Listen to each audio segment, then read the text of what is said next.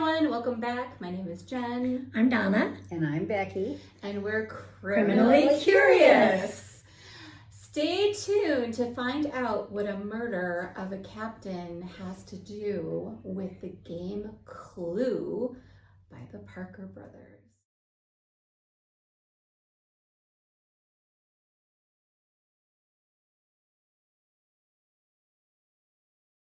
April 6, 1830, Captain Joseph White was murdered.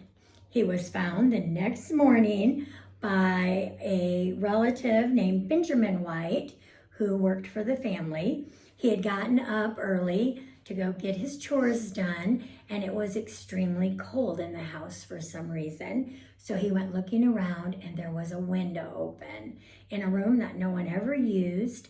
The window was opened from the inside and it was propped open. There was a plank that somebody could walk up to get into the house out the window. So he assumed they had been robbed. Yep. He ran and woke up the maid and told her, "I think we've been robbed." And she said, "What does the captain have to say?" And he hadn't woke up the captain yet. So he went to wake up Captain White and found him dead. Still warm, so it had happened within the last few hours. Mm-hmm. And so the trunk of gold was still at the bottom of his bed, so he had not been robbed. So Captain Joseph White was a very rich man in Salem, Massachusetts at the time. So at the time there were about 14,000 that lived in the town, and he made his fortune from the maritime trade as well as some slavery trade. So he had a lot of money, and he had this chest that was always in his room, and everybody knew about it. It contained all of his valuables, it contained gold, and nothing had been taken when they found him the next morning, which was suspicious. That is true. Mm-hmm. So they called the doctor, and the doctor found him that he had been... Yeah, so Benjamin, he was a servant but also a relative of the captain's. He ran across the street to get Dr. Samuel Johnson, and Dr. Johnson found Captain Joseph White laying on his side, and there were 13 deep stab wounds. There were 6 over the heart and 7 under the arm. But what really killed him, I think, is what they found out, is that his left temple was fractured by a heavy blow. And I think that's what they found to actually have killed him, and then the stab wounds. Yeah, because there wasn't much blood from the stab wounds. Right. There was not much blood found. Yeah. So which means he was already dead when the stabs happened. Right. So he was incapacitated or killed at that point, and then the stab wounds happened. Yeah. Mm-hmm. So basically, it was several relatives by marriage who wanted his money, and so they needed him to be dead, and so they conspired to kill him. There were several characters involved, brothers and brother-in-laws, and just. Mm-hmm. And they all talk too much. Yes. In front of other people. Yes. Yeah. They were not real smart about it. No. Well, I mean, I think in fact, again, like so many murders, this turns out to be financial, right? About money. Yeah. Greed, right? Like so many other murders. That's why nothing was stolen. Mm-hmm. Yeah. They were just looking ahead for him to die and people to inherit. But the sad thing is, Joseph, whose wife was a niece of the captain, he thought if he killed the captain, then his wife would get a lot of the money. Mm-hmm. And he thought he stole the will. And if there was no will, then she would get the money, but he didn't get the right copy. So the murder was for nothing. So Captain White was really known to be kind of a tyrant. He changed his will many times and is said to have used his inheritance as a weapon to kind of keep his family in line because he didn't have any children of his own. He and his wife, his wife had passed in 1822, but they had adopted some nieces and nephews. But he kept this as a way of keeping everybody in line. And so one of his favorite nieces, Mary. Mary White Beckford, she wanted to marry this guy, Joseph Knapp Jr. And Captain Joseph, her uncle, was not very happy because he had a reputation of being kind of a fortune hunter and, being unsavory, shall we say. Obviously, he was right. Obviously, he was right. So against her better judgment, but she didn't listen to her uncle. She married this guy anyway, and that's when the captain cut her off from the inheritance. And that is really what led to everything that followed. He was angry, so part of his motive was because he was angry, and then the other part is greed.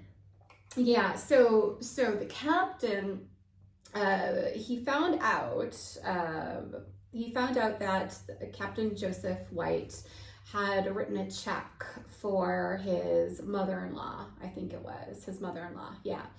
And he was really jealous of this because, again, they were cut out of the will because the niece married him. And so then that is what got him to start thinking, well, if there was no will and, they could inherit. And so what he did was Joseph Knapp Jr., he got his brother Frank and to help him plan this murder, I guess, if you will. And so the Knapp brothers actually went to a couple other guys, a couple other friends. Too many people, but some other friends. The Crowninshields. Yeah. Okay. Richard and George. Richard and George. Yes. And so Richard Crowninshield agreed to commit the murder. So he actually made the murder weapon. He was I forgot about that. It was like a bludgeon or a big thing. A big iron bar of some sort. With lead. Yeah. Loaded with lead. Yeah. And so he agreed to it. So about days before the murder happened, Joseph Knapp Jr. went into Captain White's bedroom and unlatched the window. So remember, they said it had to have been from the inside. There you go. It was him. He stole the key from his wife's mother and snuck in and opened the window. Mm-hmm. And while he did that, that's when he found the will that he thought was the real one. He took it, destroyed it, and then after the murder, he destroyed it. And then, of course, they found out that it was not the real will. And remember, he often changed his will many, many, many times.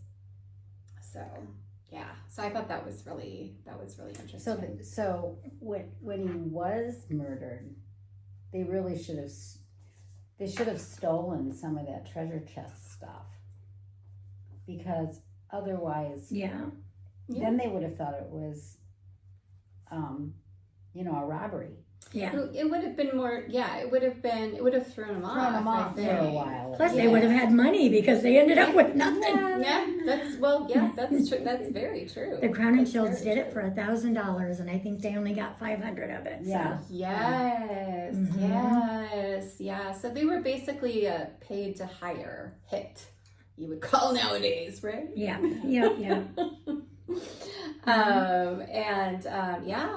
And they were offered $1,000 and didn't even get that. Just got like 500. That's right. Yeah. Yeah.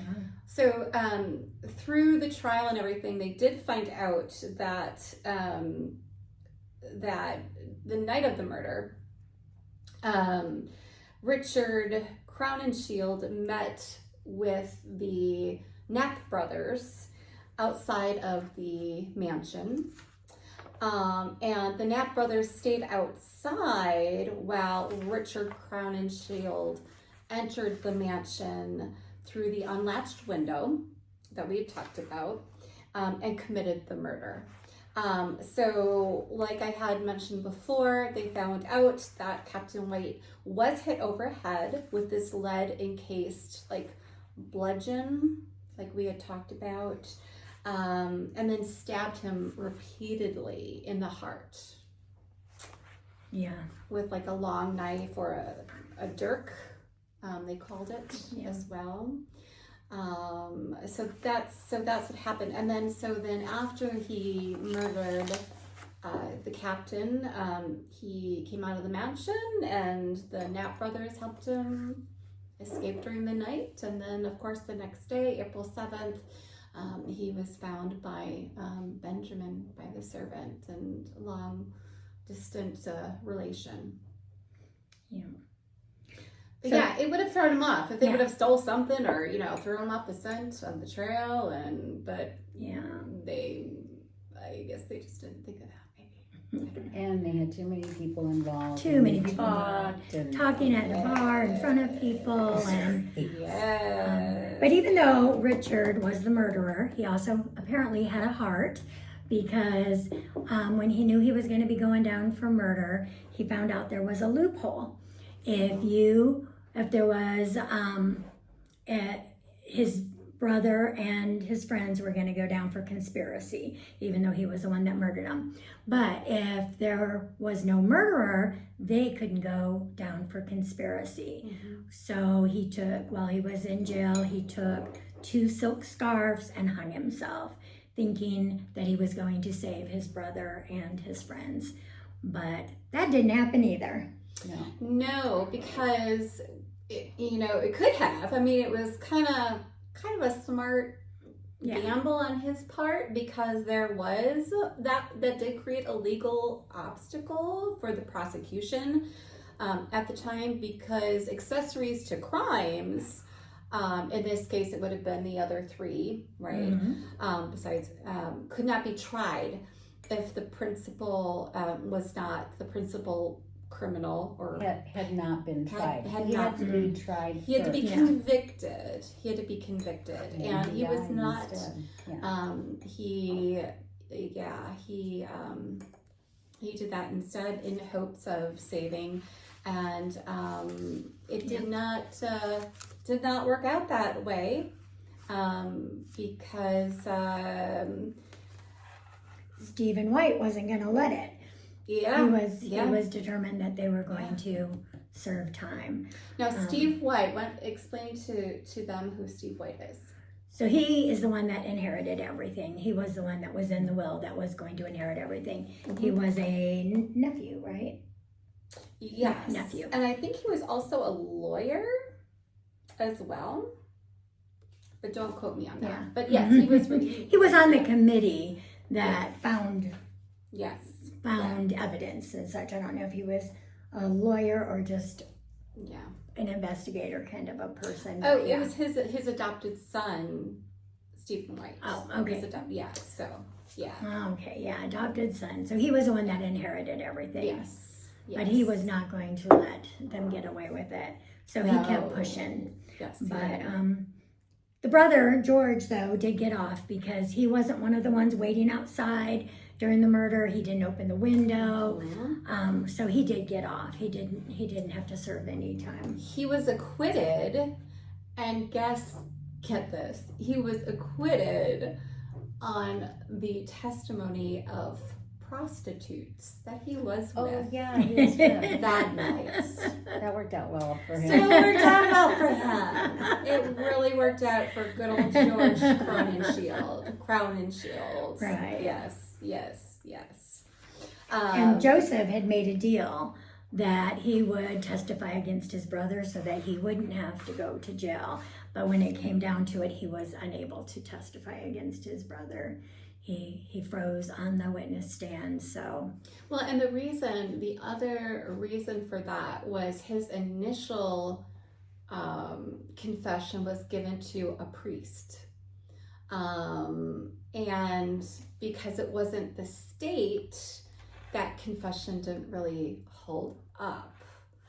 And so they had to convince him again to testify against his brother, and he would not testify against his brother. And because he did not testify against Frank, he forfeited his immunity.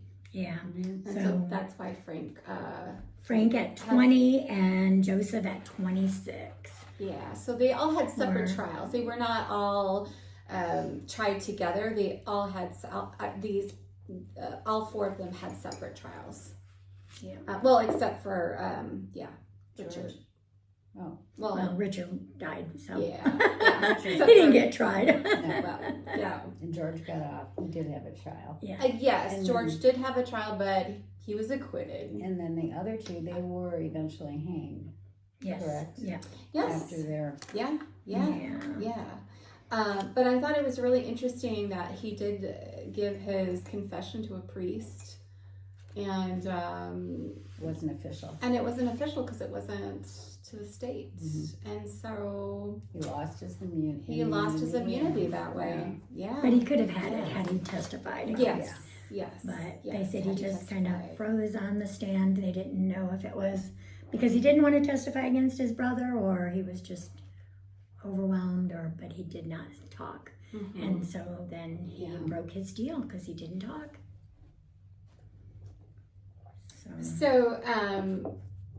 So Frank, Frank Knapp, Joseph Knapp Jr.'s brother, was convicted, and on Tuesday, September 28th, 1830, he was hanged in the prison yard of the Salem jail in front of a crowd of 3,000 to 5,000 people. It's sad. He was only 20 and his brother talked him into it. And, he didn't actually hold the weapon or anything, but he was there. Mm-hmm. Yeah. And then I thought it was interesting here again, this happened in, Salem, Massachusetts, but that some group of people did come out to see these people hanged. Now, at the time in 1830, this was considered the trial of the century in Salem, Massachusetts, and so these people had a curiosity about what had happened to Captain White and who was responsible, and so again, I just thought it was interesting. I thought it was interesting that all these people did come out. I think that was typical. That was typical for hangings. That's true. In a morbid, people gathered around, kids, women, families. Yeah. No, I couldn't watch. Yeah. Could you watch a hanging? No, I couldn't watch. It's pretty grotesque. Yeah. Well, they do put things over their head. I don't know if they did then. But it's pretty grotesque. Yeah. But it was a big deal. It was a big deal. This is true. So Frank was the first one. No, because Richard had committed S. Joseph Knapp Jr., the one who was married to Captain White's niece. Niece, right? Yeah. Sorry. He was tried as well on November 9th of that year in 1830. And he was found guilty only after 4 days. He was sentenced to death on November 16th. He was also hanged in front of the Salem jail, and a crowd about 4,000 to 5,000 people He was more popular.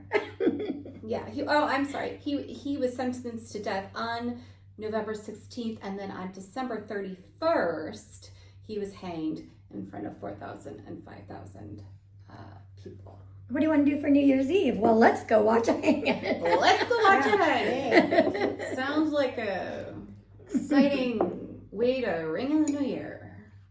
Yeah.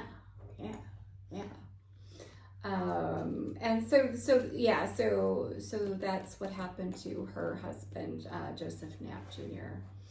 And then, of course, George Crowninshield, he was the one who was acquitted based on his Fooling around. That's right. Do we know if he was married? He was married. He was. Oh. He was married. I don't know how long he was married. Probably not very long. Not after the testimony of the hookers. I think he was married. Yeah, I think for some reason I think he was married. I But don't remember, yeah. I don't remember. But anyway, so what I'm going to do is I'm going to insert a video that I took when we were there. We were there. We saw the house. During Salem. We're kicking ourselves because we didn't tour inside. We didn't really understand the story. We just knew there was a murder that had to do with food, and that there was a tour. No. Our guide should have, but maybe couldn't.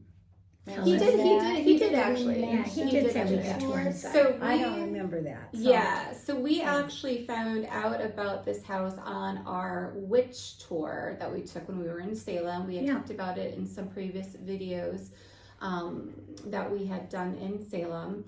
And it was during that walk that we found out about this house. He did mention about the tour, but we just, we didn't think about it. At the time, we didn't realize, like, he gave us a really bare minimum. And we're like, oh, that's kind of cool. But then when we did research, it was a much more in-depth story than there were so many people involved, and just so many people. This person told on this person and told on this person. They had all sorts of there was stuff going blackmail. on. Yeah. I mean, going on. Yeah, the person wrote a blackmail letter and sent it to the dad of Joseph instead of to Joseph to blackmail him. Joseph Knapp Jr. Joseph Knapp Sr. got the letter instead of Joseph Knapp Jr. And so the father's like, what happened in April? What is this letter about? The person wanted, I think it was like $500 or something to keep quiet. Yeah. And the father had no idea because the person sent the blackmail letter to the wrong person. I thought that was pretty funny. It's a bunch of not really bunch of men that didn't think things through well. Yeah. Usually men don't think. Yeah. Well, I don't. There are some that do, but these guys definitely do not. They just did everything wrong. Right? Mm-hmm. Well, I mean, greed and money, I guess, does that to people. I don't know. But yeah, you're right. You're right. Just didn't think through anything. Yeah. No. It was, it just happened so fast, I think. I don't think a lot of, I know they did some planning, but I think.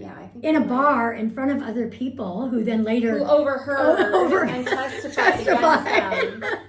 They're sitting there drinking, talking about going to rob them. And so, maybe they were just really, because the Knapps and the Crowninshields were both they were wealthy families in Salem at the time. So maybe they thought they were above the law.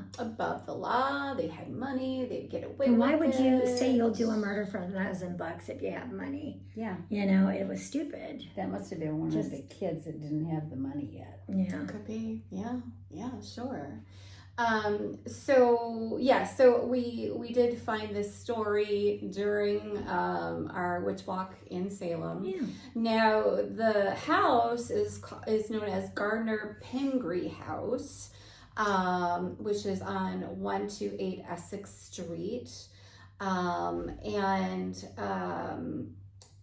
it stayed with the family, the Pingree family, until 1933 when it was donated to the Peabody Essex Museum. And so you can, do the tour and all that kind of stuff. But what I'm going to do is I'm going to insert a video right here that I took, kind of showing you the house a little bit. Again, we're kicking ourselves. Yeah, if you're ever in Salem, Go tour the house. Yeah, you can do a self-tour or an actual tour. You can look all around the grounds. It would have been That would have been fun.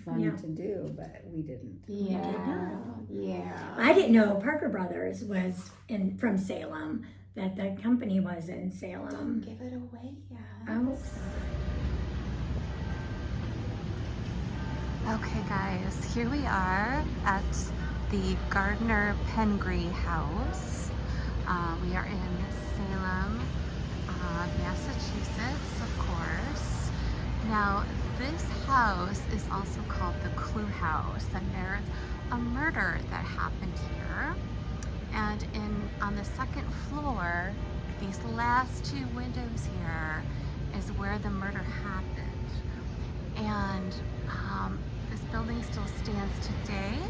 We are going to tell you that story, but I wanted to show you this video here first.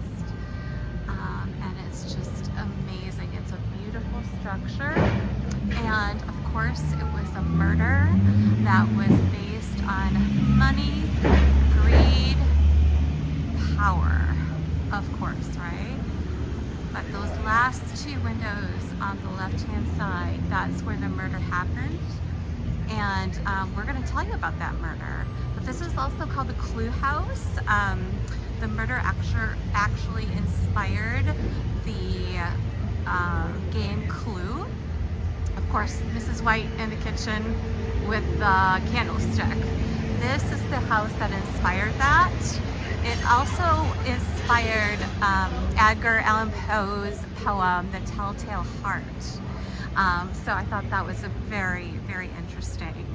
But here is that house right there is where it happened, and we're going to tell you that story about a murder. Okay, you can tell them now.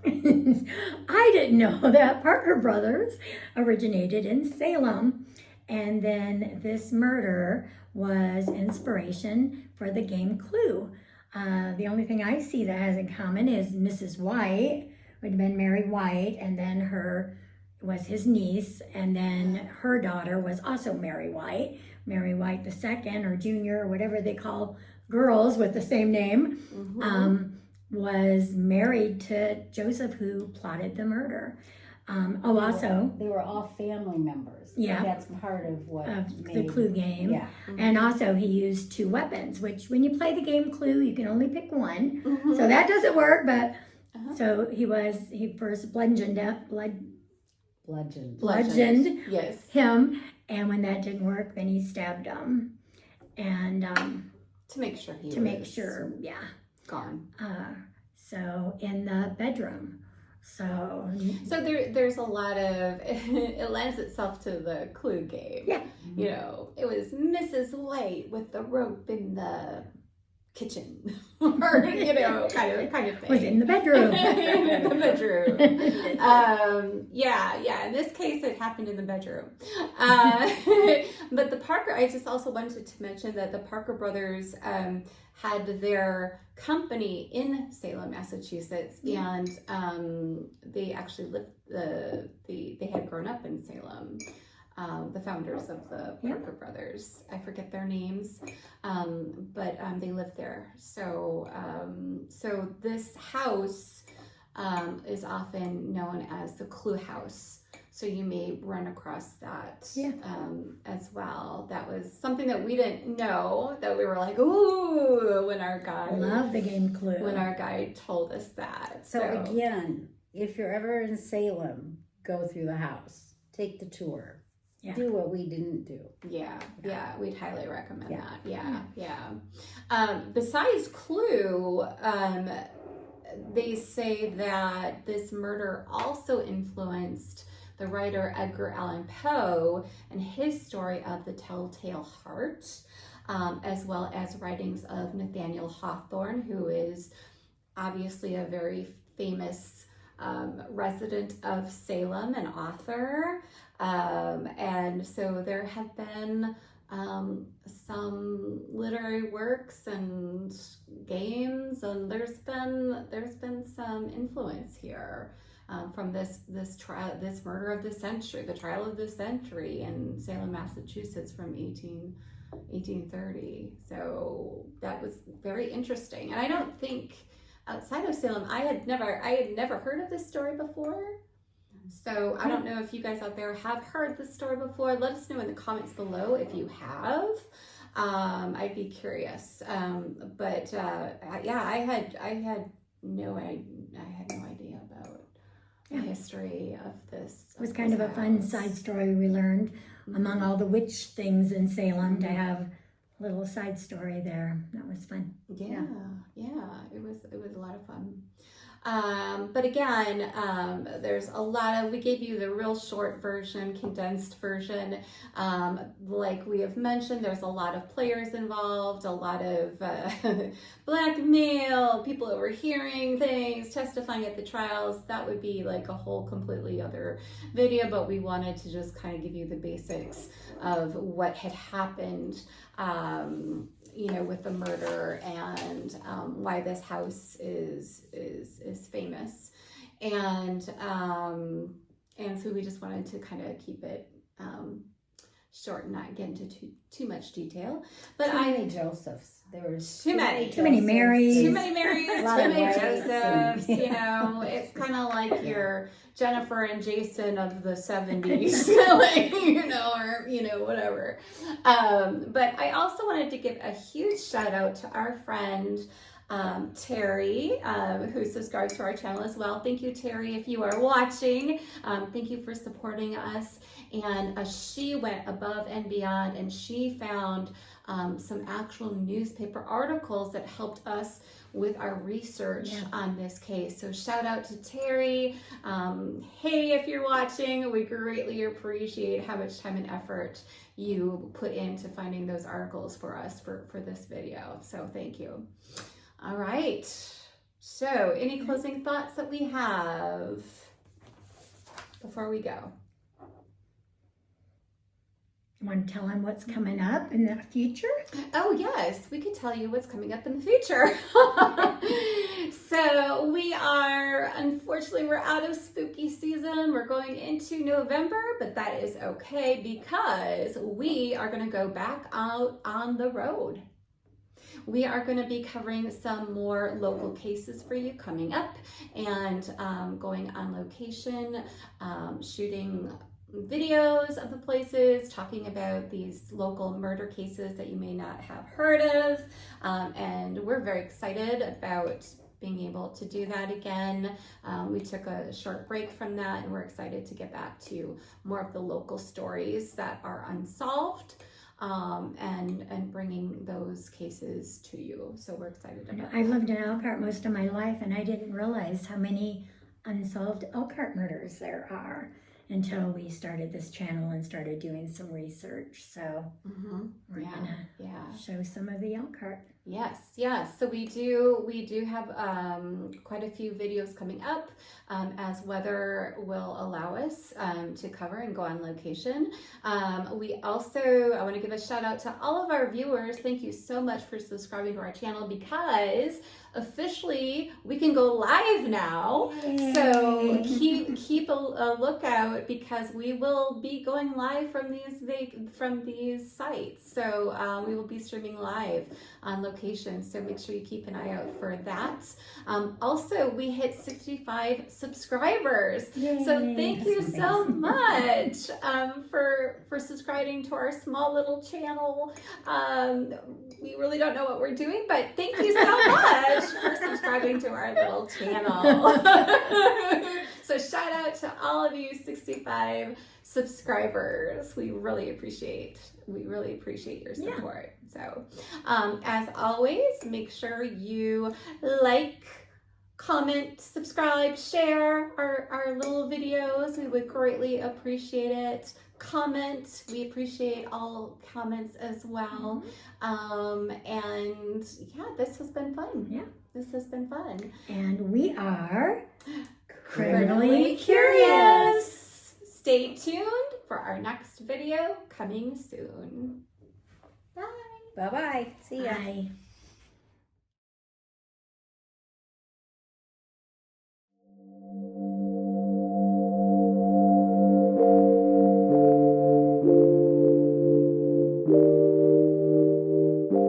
This year, nothing. How old are they? Oh, they're old. 13 and 16. That's probably why. Yeah. You guys ready? Yeah. Okay. 1, 2, 3. Happy Halloween From Emily. What? I started saying crime junkies.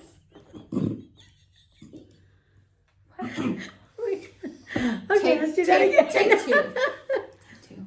Okay. From No. All the way from the Go ahead. beginning.